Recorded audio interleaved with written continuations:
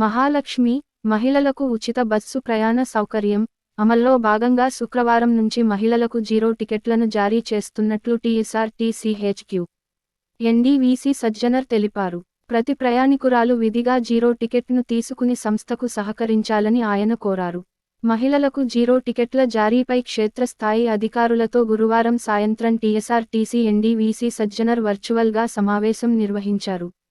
ప్రభుత్వం ఇటీవల ప్రవేశపెట్టిన మహాలక్ష్మి మహిళలకు ఉచిత బస్ ప్రయాణ సౌకర్యానికి మహిళ నుంచి మంచి స్పందన వస్తోంది.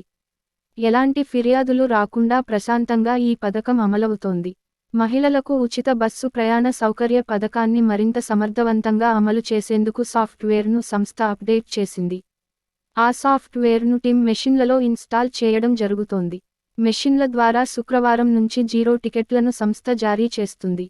మహిళా ప్రయాణికులకు తమ వెంట ఆధార్, ఓటరు, తదితర గుర్తింపు కార్డులను తెచ్చుకోవాలి.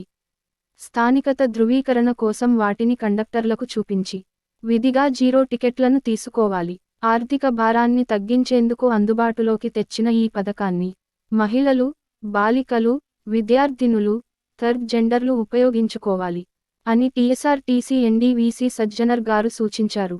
మహిళా ప్రయాణికులకు ఎలాంటి ఇబ్బందులు కలగకుండా టీఎస్ఆర్టీసీ అన్ని ఏర్పాట్లు చేసిందన్నారు.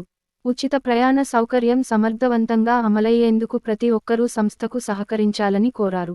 అతి తక్కువ సమయంలోనే జీరో టికెట్ కోసం సాఫ్ట్వేర్ను అప్డేట్ చేసి అందుబాటులో తీసుకువచ్చిన టీఎస్ఆర్టీసీ అధికారులను ఈ సందర్భంగా సజ్జనర్ గారు అభినందించారు.